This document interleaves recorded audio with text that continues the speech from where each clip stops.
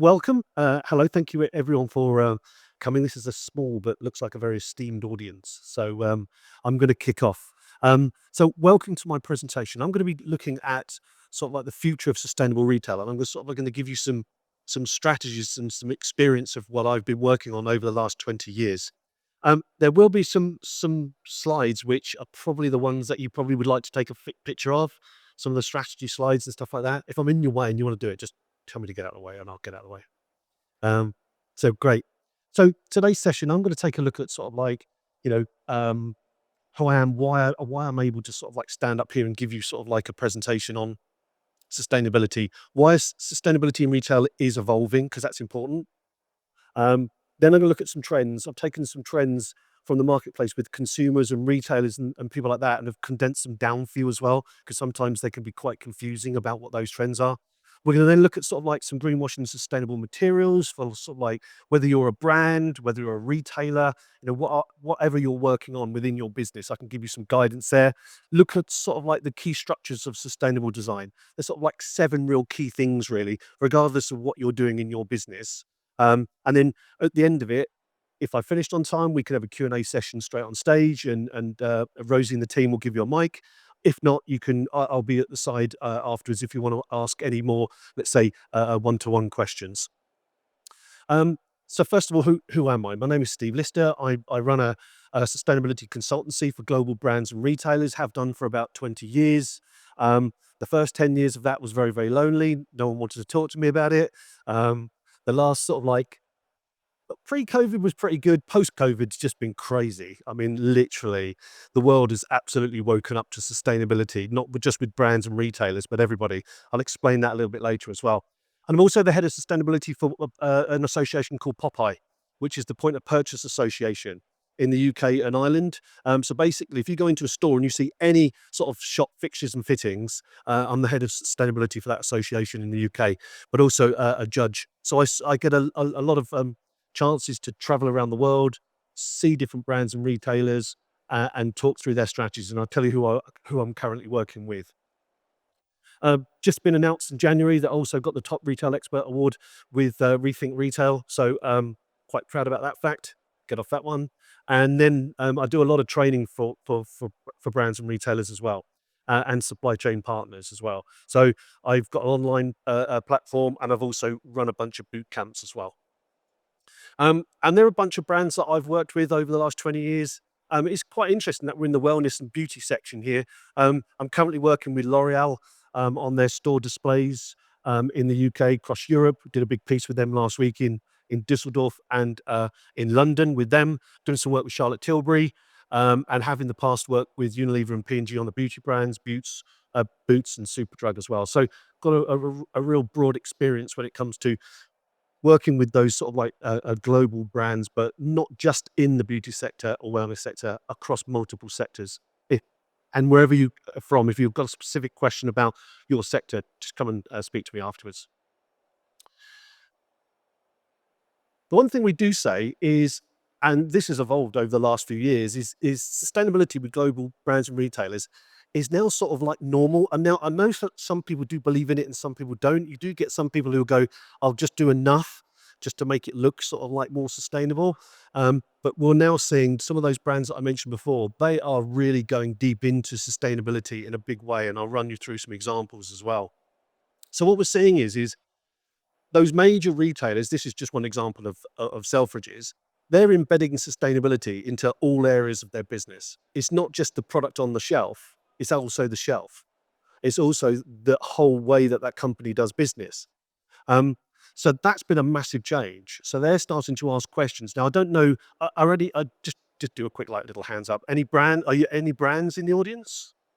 A couple of brands, retailers, people who small to independent little retail sure. Great stuff. So I can talk about all 3 of you then. Great.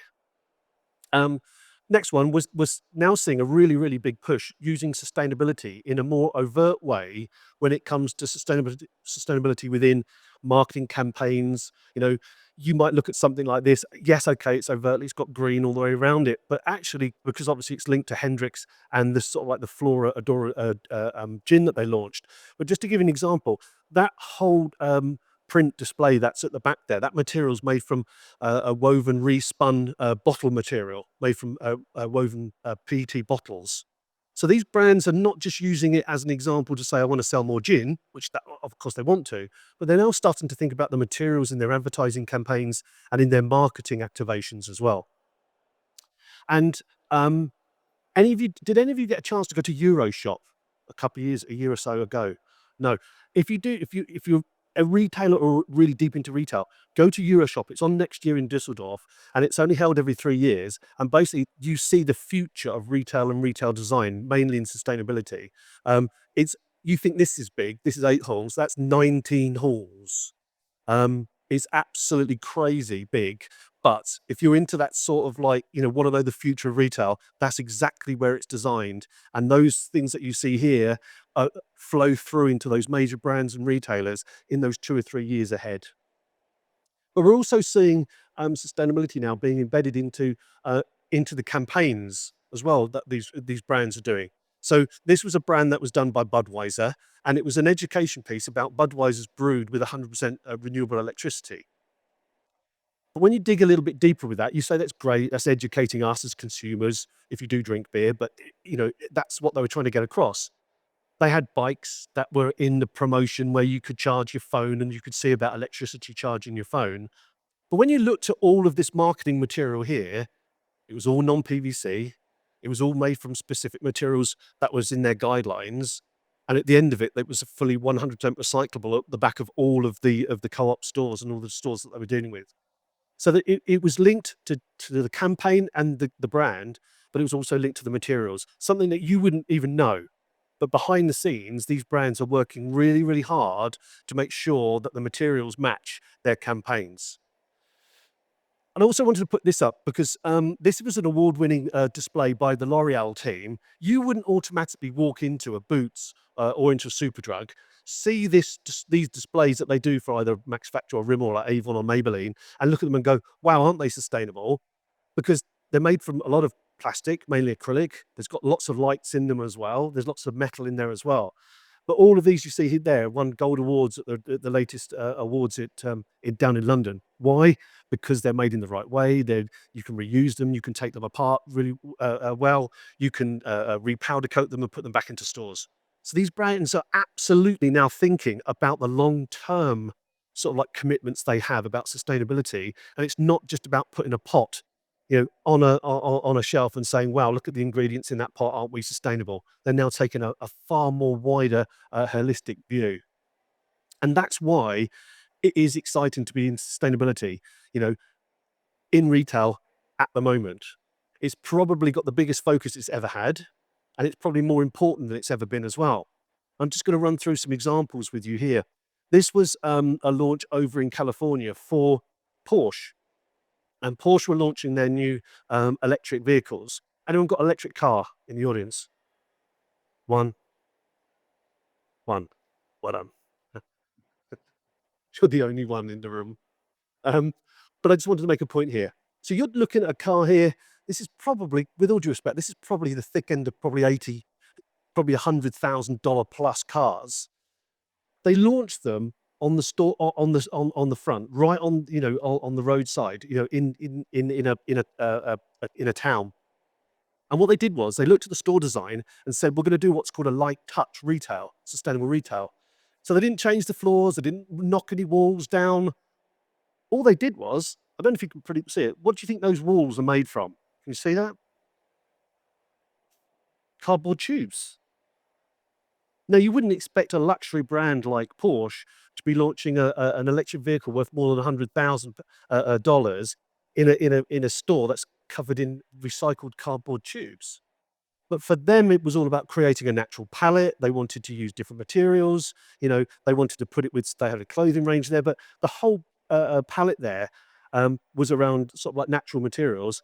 And when they close that pop-up store down, all they've got to do is take all those cardboard tubes down and put them in the cardboard bin at the back of their store as they leave. So they're actually thinking of different ways to do this now. And we've seen this now amongst loads of retailers. And I'm going to click through about 10 or 15 slides now, just to sort of like build this up and show you the sorts of things. We're doing some work with, this was a museum all of this red, purple, whatever you want to call it, all these retail store displays here are all made from a compressed paper. You can cut it, you can make store displays out of it, you can make the boxes, but basically you wouldn't even know that that was made from a certified material. And at the end of that shop fit, they can put all of that out the back and just put it into a normal recycling bin. So they're starting to build these different things up. These coffee tables are made from recycled coffee grinds, made into a board. So these brands are starting to look at waste materials and connecting it with the materials in their stores. I've also seen an example just lately of all companies. McDonald's have actually now got their coffee signs all made from recycled coffee grinds from McDonald's. So even the big brands that you would automatically probably not think are sustainable are thinking in a more sustainable way. We all know Lush. I take it you all know Lush. If you don't know them, you've probably smelt them walking down the high street. Just going to give you two examples here. Um, you would walk in here and not even realize this. The tabletops that they use are all called Alba from Smile Plastics. They're all made from recycled yogurt pots and recycled yogurt tops. So all the little flecks you see in here are actually the aluminium that comes off the top. They grind it down, they make it into a surface, and they take it. Now, what's really interesting with Lush is all of this signage that you see in Lush, all of their black signs you see are made from broken pots from their stores. They take them back to Paul in Dorset, they granulate them, they extrude them into new displays and new signage, and the teams write on them with a pen. Again, signage made from old, materials from their stores. So they're automatically thinking about it. And we're seeing this now. I was very lucky enough about 18 months ago to work with Nike, and I was looking at all of the materials that they use within their store designs around the world across all their formats. They're now starting to use what's called Nike Grind, and Nike Grind is basically made up of materials and scraps that they would use in their manufacturing. They make it into to different elements: till points, displays, countertops, you know, you name it. It goes from the till points through to the changing rooms. So they're also thinking about different things. This is another version as well. You can buy another version of this as well. I think this also might be Smile Plastics in UK as well. But they're also starting to put their sustainability journey onto these sorts of displays. So they're starting to really take a look at what they do, how they do it, and how they project it. And where one brand goes, competitors follow. So we're seeing Adidas doing a lot of work now with recycled materials. Anyone know the brand Garni or Gani? Yep. Down in London, if you go to their store just outside Covent Garden, all of their store displays are made from recycled plastics. Really bright. If you walk past that store, that's really in your face. You really know that those materials are being reused. This was just Allbirds. All of Allbirds' displays now internally are all made from cardboard. They used to use a foam PVC and plastics, very difficult to get rid of at the end of a campaign. Now they can just put that straight in the cardboard bin at the back of the store. And consumers do like to see that sort of like, what are brands using? Are they using plastics or are they using something that is more recyclable? So we're seeing that real swing towards it. And even now, if you look at retailers, anyone use mannequins in here? Anyone in the mannequins in the stores? A few of you. You can now buy mannequins made from paper mache. You don't have to have heavyweight fiberglass ones as well. So sustainability has taken this massive swing, and that's why it's an exciting time for sustainability within retail. But it is changing, and it is changing again. So I just wanted to make a point here. Any of you know what CSR means within sustainability? CSR, corporate social responsibility. Yep, one or two of you nodding. That was sort of like in the past, we sort of like it was a company self-regulation. You as a company would have to put your sustainability commitments down. Who's heard of ESG? Yep, great.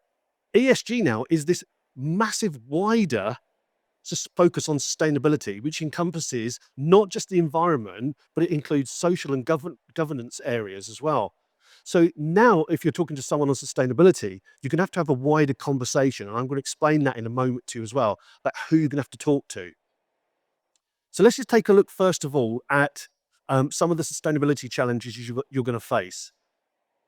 The impact of products that you sell is now being looked at more and more than ever before. Your stores, the products that you sell, the material pollution as well. That's taken a real big focus.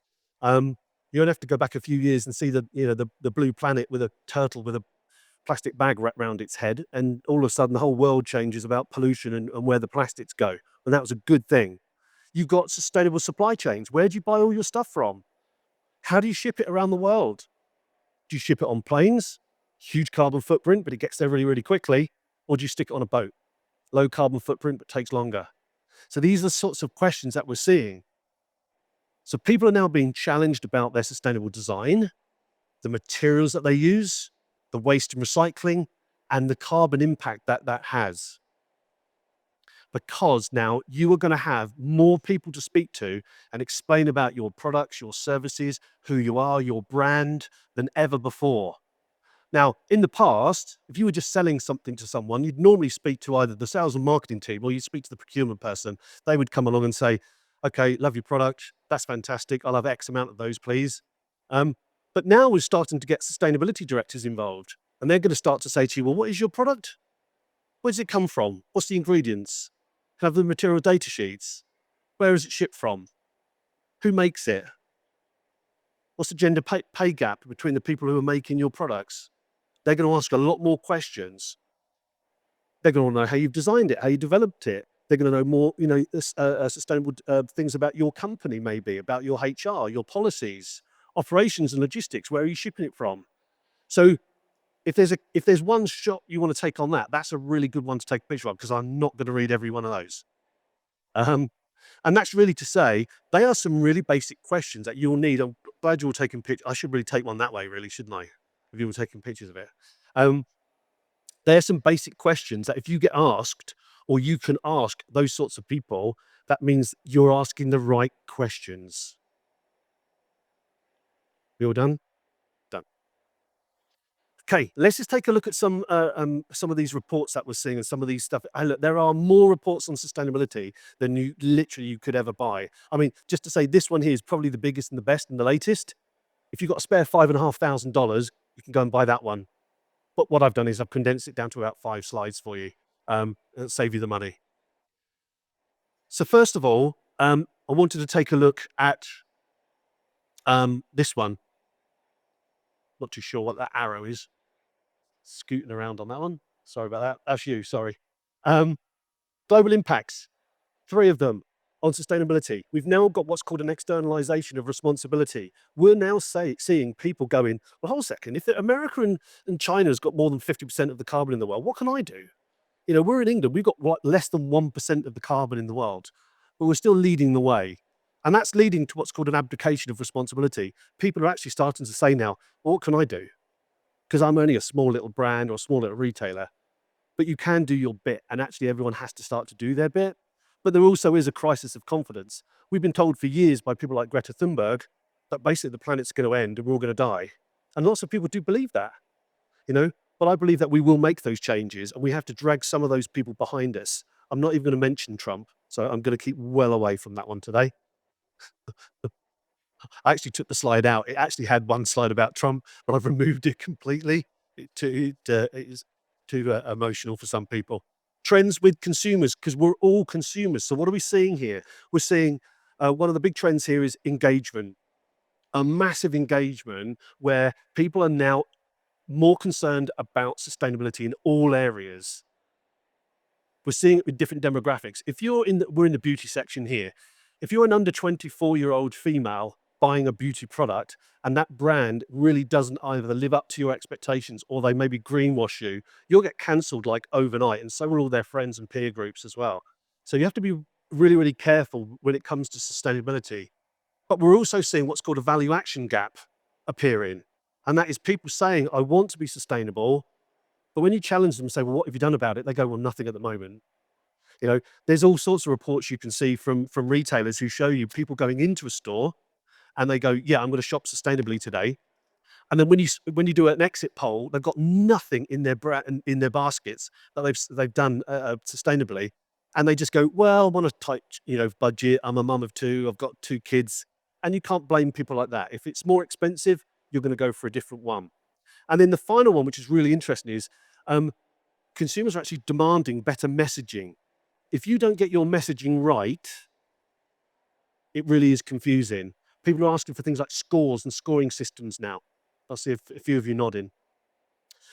But some slight sort of like one not so good thing. We're seeing a big decline in recycling, especially in the UK, where actually our recycling rates have just topped. They're going down a little bit. I won't go too deep into that, but basically a lot of people are starting to realize, well, where does it actually go? Just to give you one statistic, what percentage of your recycling of all your plastics is recycled in the UK? We do all that hard work. There's a few of you going like, ugh. It's about 9 to 12% of your plastics gets recycled. The rest of it either gets burnt for waste to energy or gets shipped abroad. So there's people are starting to think about that. Actually, reduced consumption's a big thing as well. People can't afford to spend like they used to. We're seeing it all over the place. John Lewis this year, Christmas down. We're seeing lots of retailers have not had a good Christmas. But this is an interesting one. Under 24-year-olds and over 55s, I fit into the top one, not the bottom one.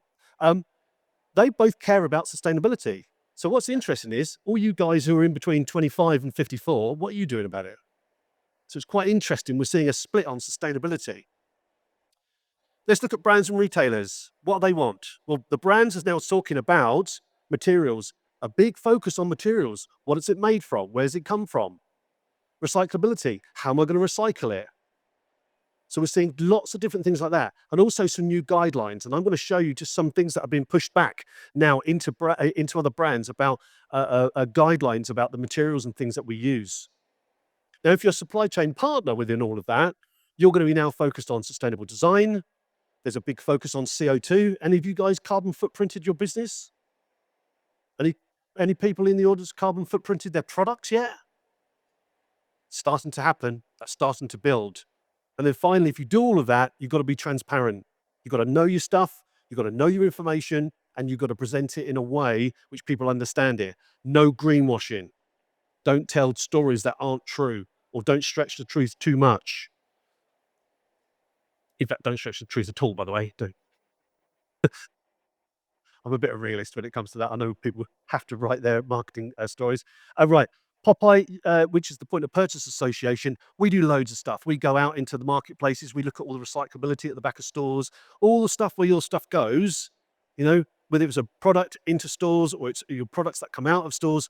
We've done a great look at all of that over the last few years. And one thing we can tell you as well is sustainable global brands and retailers are at really very different parts of the story. Some people like L'Oreal and Charlotte Tilbury I'm working with are really at the great end of it. They're really pushing those boundaries. I'm not going to mention the people at this end. Um, but there are people who are just starting that journey, and that's because there's a knowledge gap. And so many times I speak to people, they turn around and go, what am I going to do? What am I going to say? I've just started this journey. But the good thing is at least they've started it. That's the main thing. And then the difference at the end there is basically capabilities differ hugely, with people.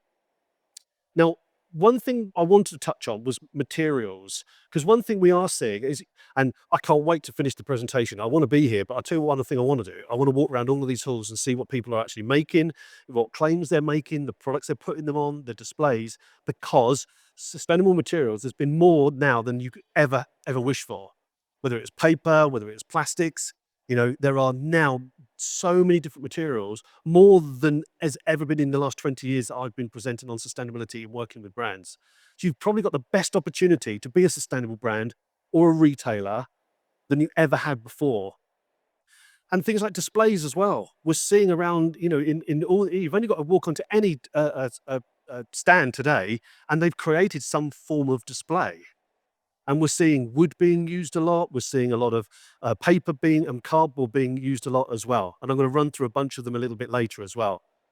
But you don't have to compromise on your design just because you want to use maybe some recycled cardboard or you want to make them look different.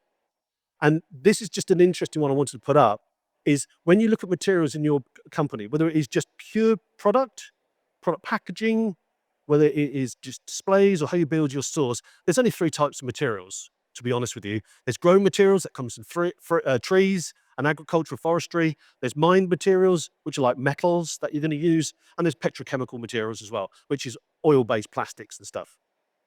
So just think about those when you're using them, because these are really easy to recycle.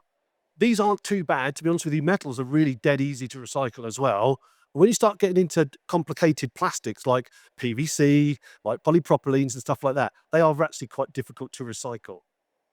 And we just wanted to show you one of the trends here.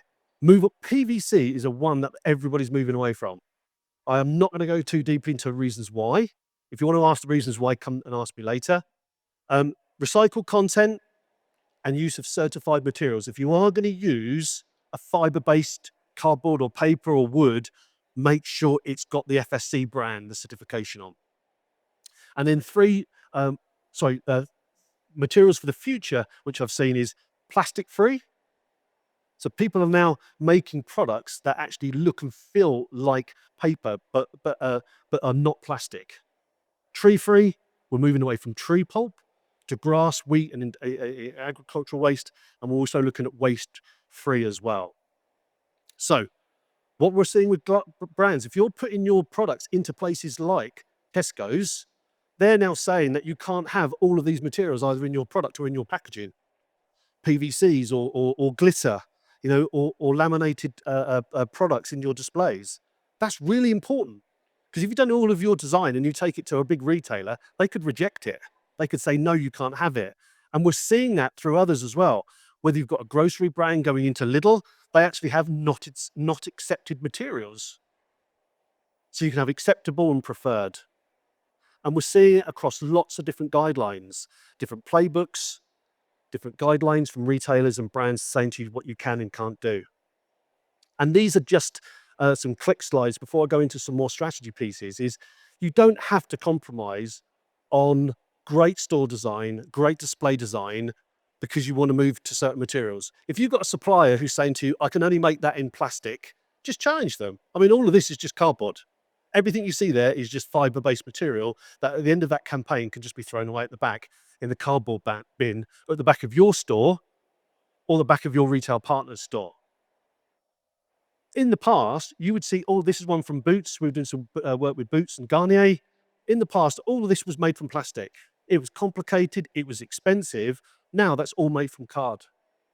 So if you get the right design partner using the right materials, you're going to have a sustainable display to go with your product. And I'm just going to click through some of these. These are all, that's 100% cardboard, no plastic in that at all. Obviously, apart from the product pots. This is just on the displays. That's overtly cardboard because obviously it's brown. One little tip here, the world is actually moving away from using loads of brown paper. Gentlemen smiling. The world's moving away from using loads of brown paper and cardboard and stuff and wood as well. You can actually have sustainability built into a design. It doesn't have to look like wood and it doesn't have to look like brown cardboard. But we are seeing it across all different brands. We're seeing it across loads of different retailers, all using cardboard. This is an interesting one. With all due respect, there's no one from Ferrero here, is there? No, good. Um, they used to use gold foil on everything, and the only place this is going to go is being burnt, waste of energy, or landfill, because recyclers can't recycle gold foil on top of stuff. It's a nightmare. This year, for the first time, they're now using gold ink on top of white paper. You wouldn't even know about it. It looks exactly the same, but at the end of life now, all of this is 100% recyclable, and that's in 1 year, one change, complete flip from being totally non-recyclable to totally recyclable. So very, very interesting. We're seeing brands like Unilever and Dove now moving towards wooden displays. By the way, that display doesn't look like that, by the way. I turned it around so I could get a picture of the back of it. I got told off, so I had to turn it back around. And just the last one on this one, M&M's. They're making all of these plastic displays now out of ocean-bound plastics, collected from the ocean. More expensive, but going to last longer in store. So, just to finish up on some key principles here, because whatever you are, and at the beginning I asked you who you were you a brand, were you a retailer, were you a supply chain partner, there's pretty much some fairly easy strategies that you can use when it comes, and there's basically 7 of them. So if you want, I probably should get my camera out and take a picture of you all taking pictures of it. But one thing I want to say is it all starts with design. If you get the design wrong at the beginning of anything you do, anything at all, Could be a greeting card, it could be a display, it could be a beauty product. If you get it wrong at the beginning, you will never, ever, ever recover it. It's probably going to be destined for landfill, or it'll be destined for, at the best, probably waste to energy. So, just wanted to give another a statistic here. And this is from the Ellen MacArthur Foundation. They said that 80% of the environmental impact of any sustainable thing that you do is determined at the early design stage. If you get that wrong, then you will never recover it. So, I think you can see them. They are the key strategy pieces. Do you know what? I am going to do it. I'll take a picture of you all taking pictures. Thank you. And if you follow those, that will, whatever you do, it always starts here. So your product, your display, if you start with design and you get it right, it'll flow through to this one. That means you can pick your sustainable materials, challenge your supply chain partners, ask what they're doing, where is it made from, where is it coming from? We'll touch on that a little bit in a moment. But then you've got to then look at all your supply chain partners. Who do you buy from? Do you know them? Have you been to their premises? Have you audited them? You might not. Then you've got to sort of look at how do they make all the stuff for you as well? Do you actually know what they do? Do you know all the ingredients? Do you know all the packaging? Do you know how they manufacture it? Because ultimately you're responsible for it. It's your name on it. It's your brand. And one thing I am super proud when we're doing some work with Charlotte Tilbury. Charlotte Tilbury still signs off everything that goes out from her business. Now you might look at that and go, well, that might be a bit of a control freak.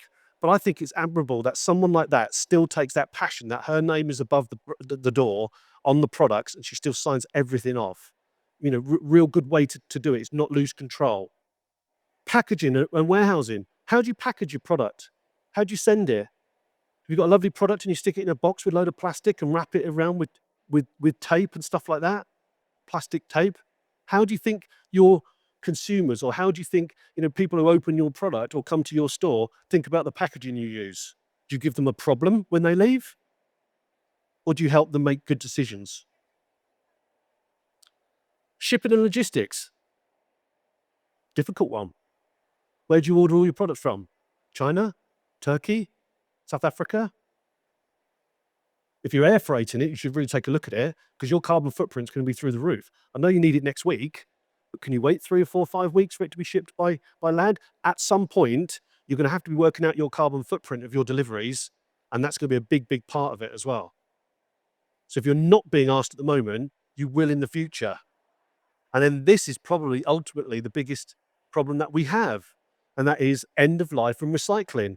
If you're a product, it might just be a pot. What do you do with it? Can you recycle that at home? Do you have to take it back to a store like Boots or John Lewis to put it into a specialist recycling bin? Are you making your products easy for your consumers to recycle them at the end? Are your stores built the right way? So when you change some marketing, is it all going to go into the right bin? Is it going to be recycled?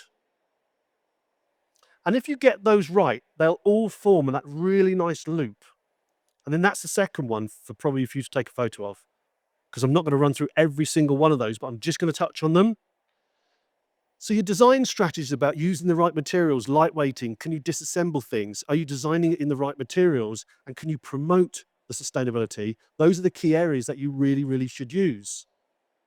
If you're then looking at materials and alternative materials, can you move away from certain plastics? Can you simplify things? Don't stick things on top of things. Don't put a different lid plastic on the pot.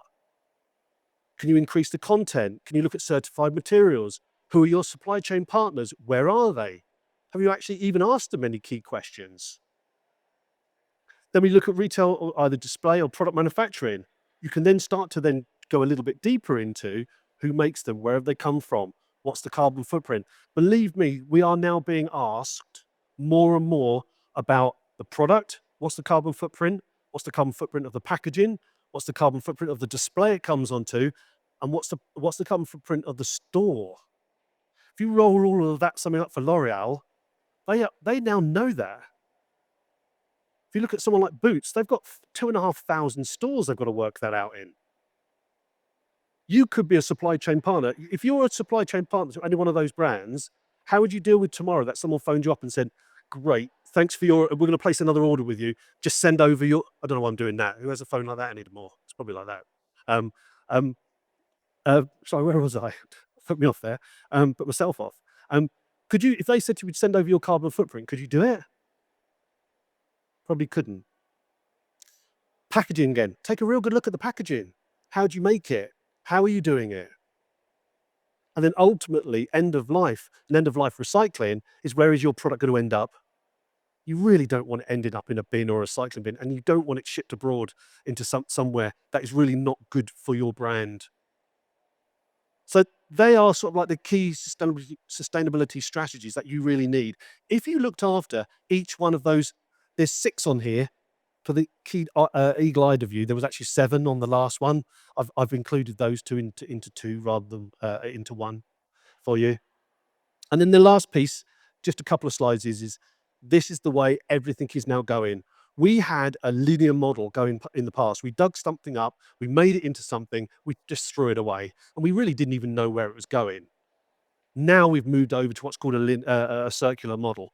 So people are starting to think about the materials now that you've bought, that you've used, are now actually quite an expensive resource.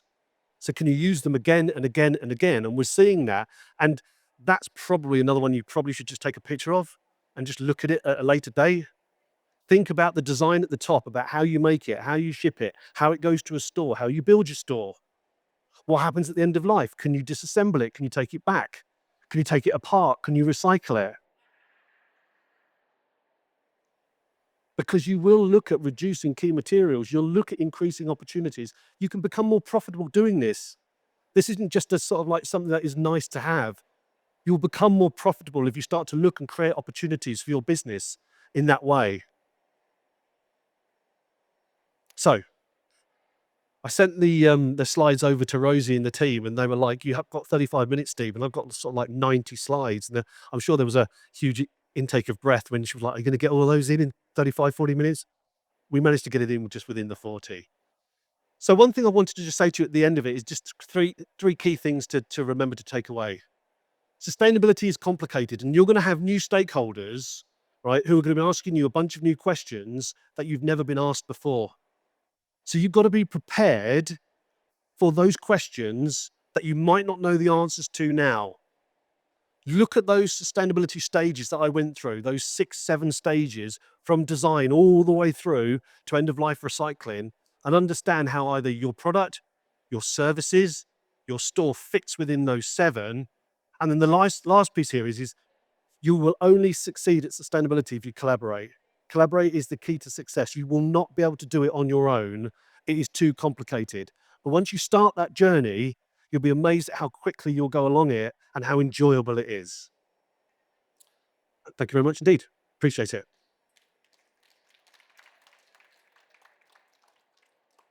Now, I'm not too sure if we've got any questions. Have you got any burning questions from the audience? Hmm.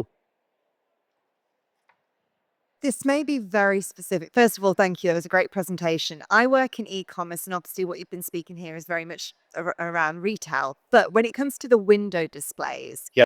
what do you think about possibly implementing live shopping? So get using people in the window, because that would obviously take away some of the Hey, look, problems that we have when it comes to packaging and products. good question. Hey, look, I'm not anti store or anti materials and don't do stuff. At the end of the day, we're here to buy stuff. We're here to sell stuff. We're here to make a living.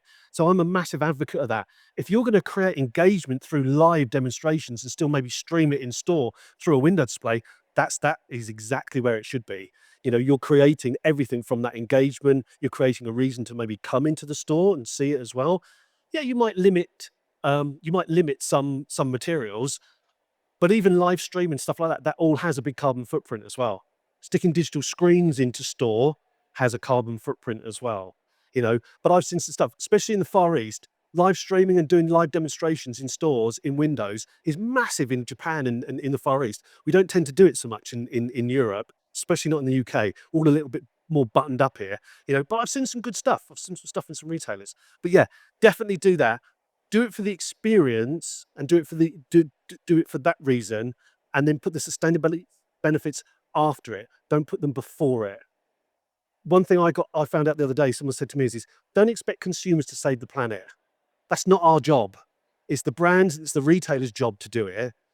We're just consumers. We'll still always do our bit. But I love that great question about live store experiences because, hey, a few years ago we were all told that retail was dead, physical retail was dead.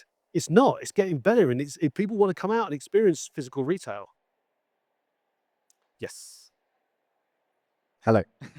And I work for a main contractor, a fit out contractor. So we are creating these stores that we're looking at here.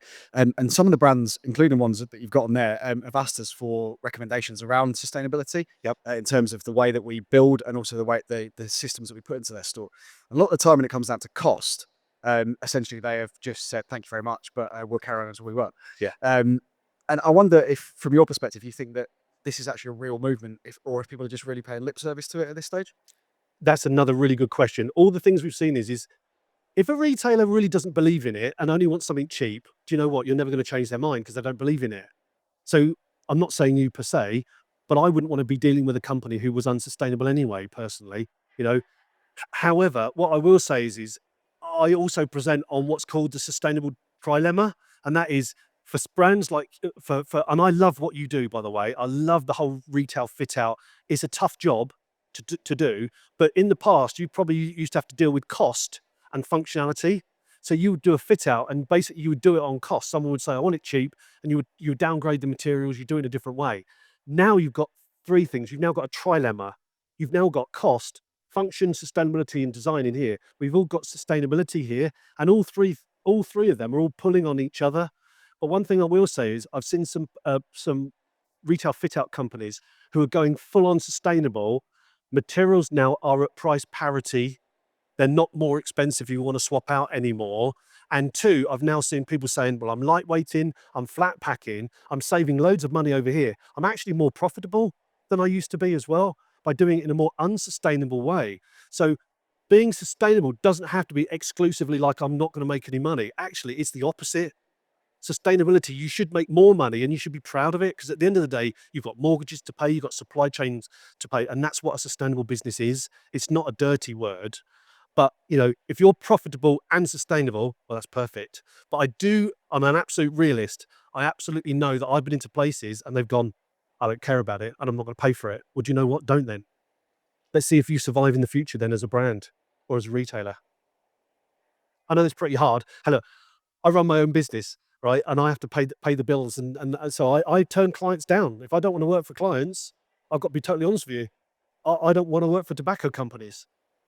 And then when I get asked to do that, I just say, no, thanks. Shell came, I said, no, I don't want to work with it. So I have to make the choice. Still got to pay a mortgage, but you have to make those decisions. But good question. I think we have one more gentleman here. Did you want a question? As I've been given the microphone, I'm going to be very coarse and plug myself. We picked up the award last night for the most sustainable and eco-friendly company at the show for this year. So whilst I've got the microphone, we're at P30, Vent for Change. Right. In that case, then, I am coming over there. I will come over, we'll do some social media stuff, and I'll absolutely push you to the 35,000 followers I've got on LinkedIn because that right there is sustainability. They're here. If you do it, you win awards. Why? Because you've done it. So well done. What was it? P30? Right, I'm coming over. Cool. Thank you. Thank you for all the insights in the presentation. I guess my question is, you mentioned quite a lot of the challenges and quite a lot of the solutions there. What would you say is the number one challenge that brands or retailers are facing into when they're trying to be sustainable? What's the hardest part? I would actually say communicating sustainability, communicating it, because the difficulty you got is you've got to be careful about greenwashing.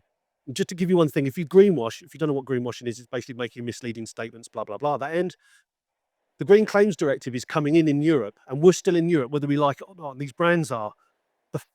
The fine, sorry, I just choked on even saying this. The fine for greenwashing at the moment is 4% of your annual turnover. Okay? 4% of L'Oreal's turnover is frigging big. So for me, if you look at someone like Sir David Attenborough, it's normally the law. You normally have one slide for Sir David Attenborough, but I took it out.